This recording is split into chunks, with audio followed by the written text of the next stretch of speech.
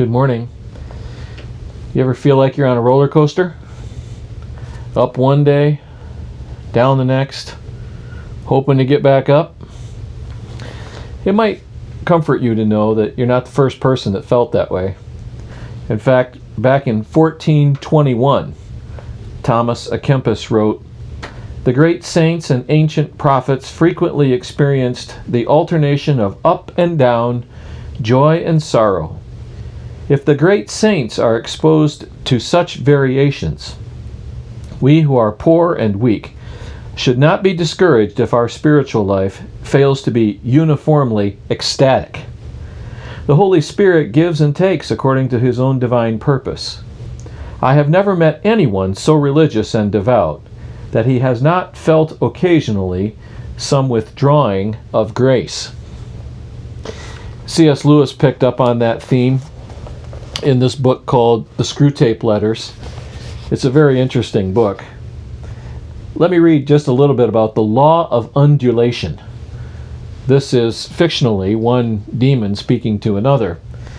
But he says, "Has no one told you about the law of undulation? Humans are half spirit and half animal.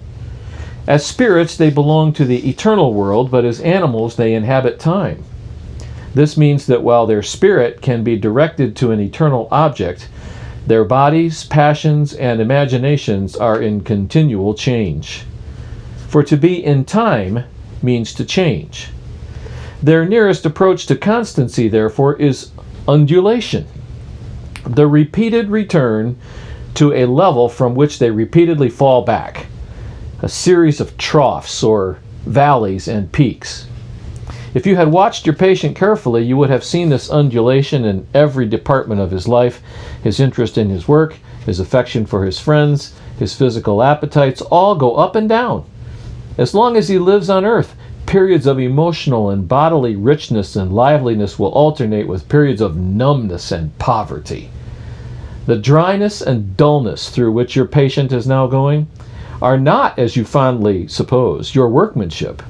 They are merely a natural phenomenon which will do us no good unless you make good use of it." Now that's fictionally one demon speaking to another.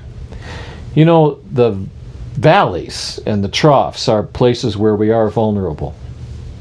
Let's not let the enemy make good use of those today, but even in the valley, let's turn to the Father and seek His grace. I'll see you tomorrow.